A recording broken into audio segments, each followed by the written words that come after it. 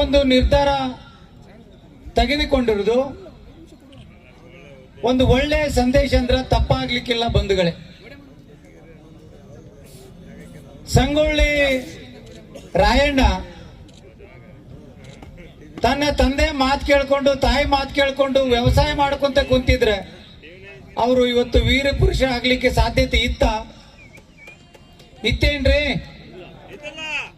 ಸಂಗೊಳ್ಳಿ ರಾಯಣ್ಣ ತಗೊಂಡಂತ ನಿರ್ಧಾರ ಬ್ರಿಟಿಷರಿಗೆ ಚಳಿ ಜ್ವರ ತರುವಂತ ನಿರ್ಧಾರಗಳಾಗಿದ್ದು. ಬ್ರಿಟಿಷರು ಬ್ರಿಟಿಷರ ವಿರುದ್ಧ ಯಾರು ಹೋರಾಟ ಮಾಡಲಿಕ್ಕೆ ರೆಡಿ ಇರಲಿಲ್ಲ. ನಮ್ಮ ದೇಶದಲ್ಲಿ ಗುಲಾಮಗಿರಿ ಪದ್ಧತಿಯನ್ನು ಒಪ್ಕೊಂತರ ಸಂಖ್ಯೆ ಜಾಸ್ತಿ ಇದೆ. ಪದ್ಧತಿಯನ್ನ ಒಪ್ಕೊಂಡವ್ರ ಸಂಖ್ಯೆ ಇವತ್ತಿಗೂ ಜಾಸ್ತಿ ಇದೆ. ವಿರೋಧ ಮಾಡೋಂಗಿಲ್ಲ, ಹೋರಾಟ ಮಾಡೋಂಗಿಲ್ಲ, ಬಡವರ ರಾಜಕಾರಣಕ್ಕೆ ಬರುವಂಗಿಲ್ಲ, ಕುಟುಂಬ ರಾಜಕಾರಣಿ ವಿರುದ್ಧ ಮಾತಾಡೋಂಗಿಲ್ಲ. ಕಾಲದಿಂದ, ಬುದ್ಧನ ಕಾಲದಿಂದ, ಗಾಂಧೀಜಿ ಕಾಲದಿಂದ, ಅಂಬೇಡ್ಕರ್ ಕಾಲದಿಂದ ಇವತ್ತಿನ ಸಿದ್ದರಾಮಯ್ಯ ಕಾಲವರೆಗೆ ವಿಚಾರ ಮಾಡಿದ್ರೆ ಬಡವರನ್ನ ತುಳಿಯಂತ ಪ್ರಯತ್ನ ನಡೀತಾ ಇದೆ. ಯಾರು ಬೆಳೆಸೋ ಕೆಲಸ ಮಾಡ್ತಾ ಇಲ್ಲ. ರಾಜಕೀಯ ಇಚ್ಛಾಶಕ್ತಿ ಬೇಕು. ಇವತ್ತದು ಗ್ರಾಮ ಪಂಚಾಯತಿ ಚುನಾವಣೆ ನಿಲ್ಬೇಕಂತ ಇದ್ರೆ ಅವ ಯಾಕೆ ನಿಲ್ಬೇಕು, ಇವ ಯಾಕೆ ನಿಲ್ಬೇಕು, ಅವ್ರು ಬರ್ಬೇಕನ ಇವ್ರು ಬರ್ಬೇಕನ, ಅವ್ರು ಕುರಿ ಕಾಯರಲ್ಲಿ ಇರ್ಬೇಕು, ದನ ಕಾಯರಲ್ಲಿ ಇರ್ಬೇಕು.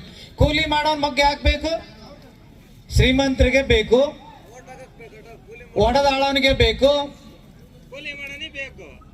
ಮನಿ ಹಾಳು ಮಾಡೋನಿಗೆ ಬೇಕು, ದೇಶದ್ರೋಹಿ ಕೆಲಸ ಮಾಡೋನಿಗೆ ಬೇಕನ್ನುವಂತ ಒಂದು ಸಿಸ್ಟಮ್ ಈ ರಾಜ್ಯದಲ್ಲಿ ದೇಶದಲ್ಲಿ ನಡೀತಾ ಇದೆ. ಕೆಲವರು ರಾಜಕೀಯದ ಏನ್ ನೀವು ನಡಬಾರ